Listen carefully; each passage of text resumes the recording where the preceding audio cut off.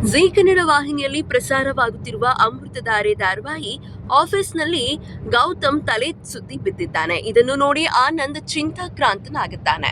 ಈ ವಿಷಯವನ್ನು ಅವನು ಭೂಮಿಕಾಗೂ ಕೂಡ ತಿಳಿಸಿದ್ದಾನೆ. ಭೂಮಿಕಾ ಕೂಡ ಪತಿಯ ಆರೋಗ್ಯಕ್ಕೆ ಏನಾದರೂ ಆಗಿರಬಹುದಾ ಎಂದು ಅವಳು ಆಲೋಚನೆ ಮಾಡಿದ್ದಾಳೆ. ಹೌದು, ಅಮೃತಧಾರೆ ಧಾರಾವಾಹಿಯ 1,000 ಎಪಿಸೋಡ್ ಪ್ರಸಾರ ಆಗಿದೆ. ಜಗದಾತ್ರಿ ಧಾರಾವಾಹಿ ಆರಂಭ ಆಗಲಿದ್ದು, ಈ ಸೀರಿಯಲ್ ಜಾಗಕ್ಕೆ ಇನ್ನೊಂದು ಧಾರಾವಾಹಿ ಜಾಗ ಮಾಡಬೇಕಾಗಿದೆ. ಹೀಗಾಗಿ ಅಮೃತಧಾರಿ ಸೀರಿಯಲ್ ಅಂತ್ಯ ಆಗಬಹುದಾ ಎಂಬ ಪ್ರಶ್ನೆ ಎದ್ದಿದೆ. ಹೌದು, ಗೌತಮ್ಗೆ ಏನಾದರೂ ಮಾರಣಾಂತಿಕ ಕಾಯಿಲೆ ಬಂದು ಅವನು ಸಾಯಬಹುದಾ ಅಥವಾ ಇನ್ಯಾವುದೋ ಕಾಯಿಲೆ ವಿರುದ್ಧ ಹೋರಾಟ ಮಾಡಬಹುದಾ ಎಂಬ ಪ್ರಶ್ನೆ ಕಾಡ್ತಿದೆ. ಎಲ್ಲ ಚೆನ್ನಾಗಿರುವಾಗ ಗೌತಮ್ಗೆ ಅನಾರೋಗ್ಯ ಎಂದು ಯಾಕೆ ಸೇರಿಸಿದರು ಎನ್ನುವುದು ಮಾತ್ರ ಆಶ್ಚರ್ಯದಿಂದ ಕೂಡಿದೆ.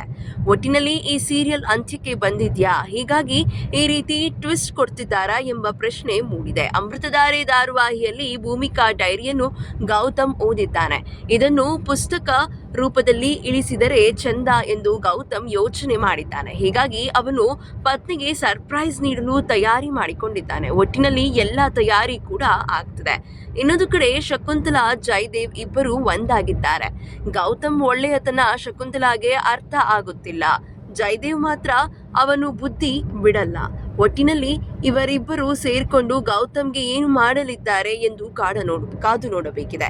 ಇದೇ ರೀತಿಯ ಸಿನಿ ಅಪ್ಡೇಟ್ಸ್ಗಳಿಗಾಗಿ ಹಾಗೂ ಸೀರಿಯಲ್ನ ಲೇಟೆಸ್ಟ್ ಅಪ್ಡೇಟ್ಸ್ಗಳಿಗಾಗಿ ಮತ್ತು ಬಿಗ್ ಬಾಸ್ ಲೇಟೆಸ್ಟ್ ಅಪ್ಡೇಟ್ಸ್ಗಳಿಗಾಗಿ ಈ ಕೂಡಲೇ 2 Minutes Talk ಯೂಟ್ಯೂಬ್ ಚಾನಲ್ ಅನ್ನು ಸಬ್ಸ್ಕ್ರೈಬ್ ಮಾಡಿ ಹಾಗೂ ಪ್ರತಿಯೊಂದು ನೋಟಿಫಿಕೇಶನ್ಗಳಿಗಾಗಿ ಪಕ್ಕದಲ್ಲಿ ಕಾಣ್ತಿರುವಂತಹ ಬೆಲ್ ಐಕಾನ್ ಅನ್ನು ಕ್ಲಿಕ್ ಮಾಡಿ.